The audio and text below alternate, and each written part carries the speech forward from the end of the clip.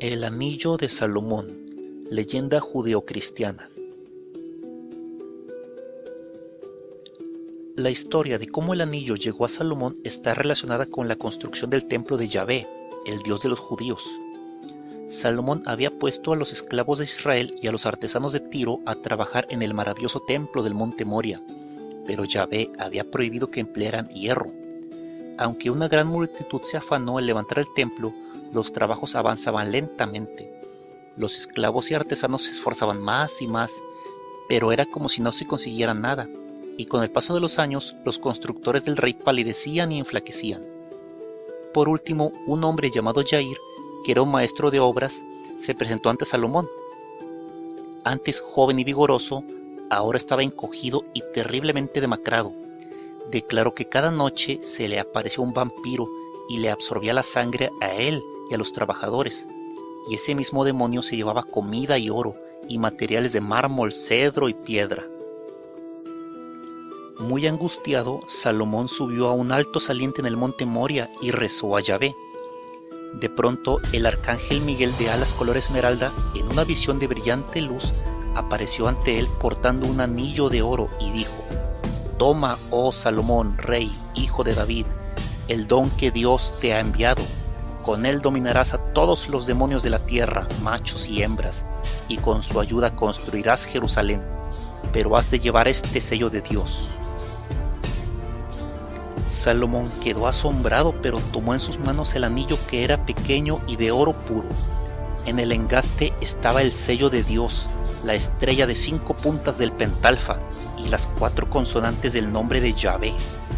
Este era el anillo de debajo del trono de Dios, que según algunos había sido de Adán antes de la caída del hombre, y según otros era de Lucifer antes de la expulsión de los ángeles rebeldes.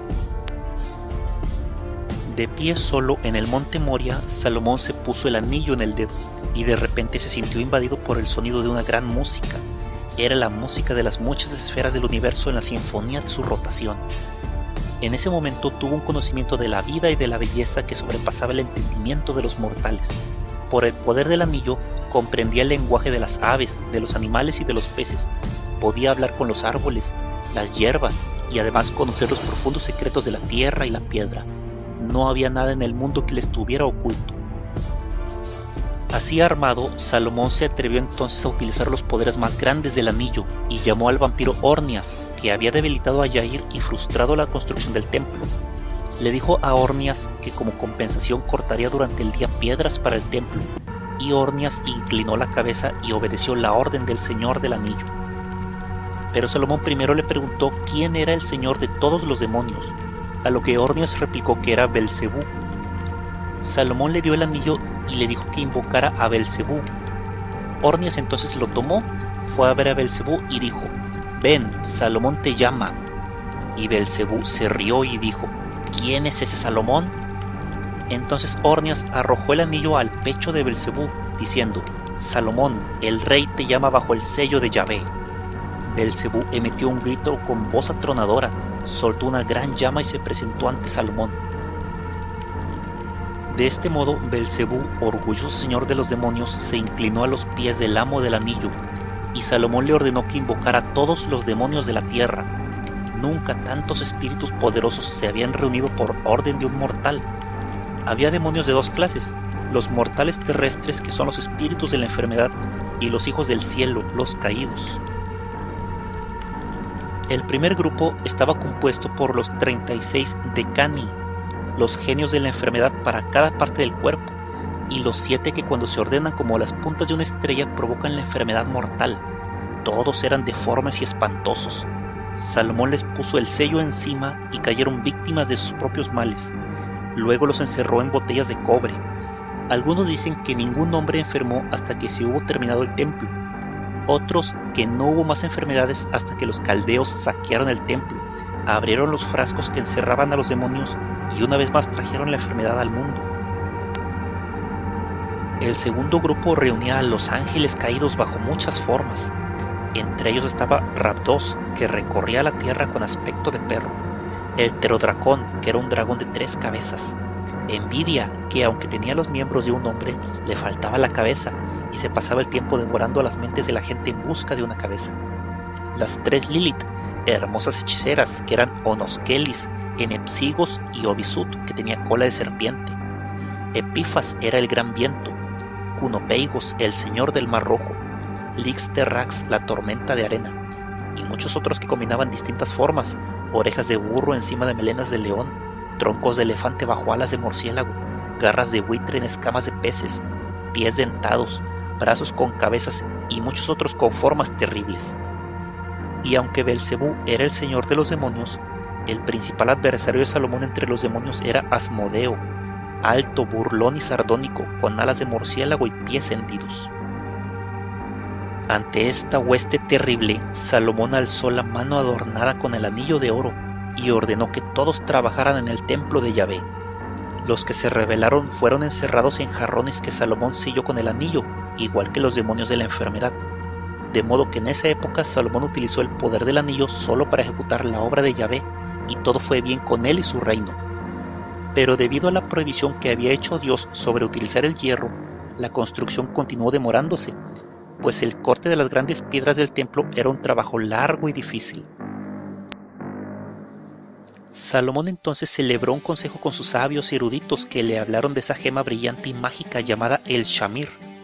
Moisés la había usado para inscribir los nombres de las tribus de Israel en las piedras preciosas del efod del sacerdote supremo. Afirmaron que el poder de esa gema era tan grande que podía cortar cualquier sustancia. Pero ni los eruditos ni siquiera los demonios pudieron decirle a Salomón dónde se podía encontrar el Shamir. Solo Asmodeo lo sabía, pero el demonio había escapado durante la ausencia de Salomón. No obstante, Salomón lo persiguió y lo atrapó, y con el anillo lo obligó a revelarle el lugar donde podía encontrar el Shamir. Asmodeo dijo que había sido confiado al ángel del mar a la muerte de Moisés, que ahora se encontraba bajo la protección del águila del mar. Salomón entonces localizó el nido de esa gigantesca e inmortal criatura y puso una cúpula sobre él. Cuando el águila del mar llegó al nido y no fue capaz de acercarse a sus crías, emprendió el vuelo y regresó con el Shamir. Lo colocó sobre el cristal y al instante este se hizo añicos. Entonces aparecieron los esclavos de Salomón y arrojaron lanzas y flechas de hierro al águila del mar. Asustada, el ave huyó y los esclavos recogieron la gema mágica que podía cortar la roca como si fuera mantequilla. El Shamir encajó exactamente en el engaste del anillo de oro de Salomón. A través del Shamir se podía ver el pentalfa y el nombre único. Titilaban y palpitaban con tanto color y brillo que algunos han afirmado que en el engarce había diamantes, zafiros, esmeraldas y rubíes. Pero la verdad es que solo había una gema, y con el poder de esa gema se cortó la roca del templo. Por la noche, Yahvé le habló a Salomón advirtiéndole que el poder del anillo se había duplicado. Le dijo que ahora debía llevarlo puesto en todo momento, lo protegería del daño y lo mantendría en el trono. Después de haber encontrado el Shamir, Salomón encerró a Asmodeo en la prisión del palacio y por él descubrió muchos secretos futuros, y supo que los caídos hijos del cielo eran las estrellas del zodíaco, y escuchó furtivamente ante las puertas del cielo y oyó los planes de Yahvé y sus ángeles.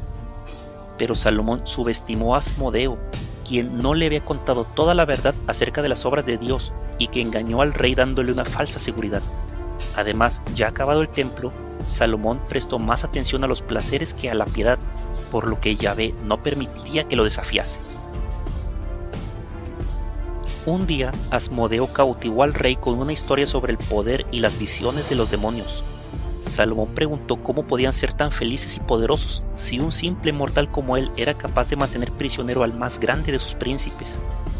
Asmodeo repuso que solo tenía que aflojarle las cadenas y prestarle el anillo, y él le demostraría el poder y las extasiadas visiones de los demonios. Salomón aceptó. Asmodeo tomó el anillo y se lo puso en la mano. Por el poder duplicado del anillo, el demonio se elevó como una montaña delante de Salomón hasta que un ala tocó el cielo y la otra la tierra. Alzó a Salomón y lo lanzó fuera de Israel a los vastos páramos del sur. Entonces Asmodeo creó a un falso Salomón, igual al rey en todos los aspectos, y lo puso en el trono. Después voló fuera de Israel y regresó a su fortaleza en las montañas, tirando el anillo a las profundidades del Mar Rojo. Durante 3 años, Salomón fue de un lado a otro como un mendigo que nadie reconocía, expiando sus pecados, mientras un rey falso ocupaba su trono. Llegó a la ciudad de Amón, trabajó como criado de cocina en el palacio del rey y demostró tener tanto talento que lo nombraron cocinero jefe. La princesa Naamá se enamoró de Salomón, y el rey, furioso, ordenó que llevaran a los amantes al desierto para que murieran de hambre. Pero Salomón aún conocía la lengua de las cosas salvajes, y gracias a su sabiduría él y Naamá encontraron comida y agua y consiguieron llegar al mar. Una vez allí, Salomón ayudó a un pescador a llevar las redes hasta la playa, y fue recompensado con un pescado. Cuando Naamá lo limpió, en el vientre encontró un anillo, el mismo que Asmodeo había tirado al mar.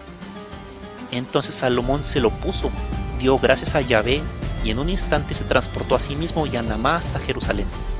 El falso Salomón cayó postrado ante el verdadero rey y se desvaneció bajo el sello del anillo. El verdadero Salomón recuperó el reino y la gran riqueza de antaño.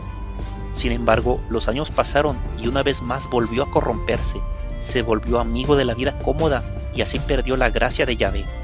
Comenzó a hacer sacrificios a los dioses de sus distintas esposas, tanto como al dios hebreo. Por encima de todo, amó a su reina Jebusea y utilizó el anillo para levantar un templo a la diosa Astarte en las faldas del monte Moria. Entonces Asmodeo, que había intervenido malignamente en todo eso, se enteró a las puertas del cielo de que el reino sería dividido a la muerte de Salomón, que el templo y sus libros desaparecerían y que los demonios de la enfermedad serían otra vez liberados.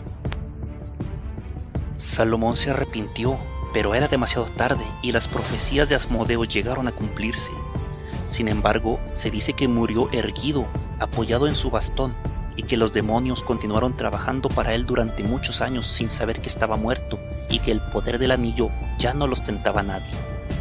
Al fin, una serpiente se enroscó alrededor del bastón que se rompió y los demonios se desperdigaron. Se cree que el anillo fue guardado en el santo santuario, en el Arca de la Alianza, y que jamás pudo ser encontrado.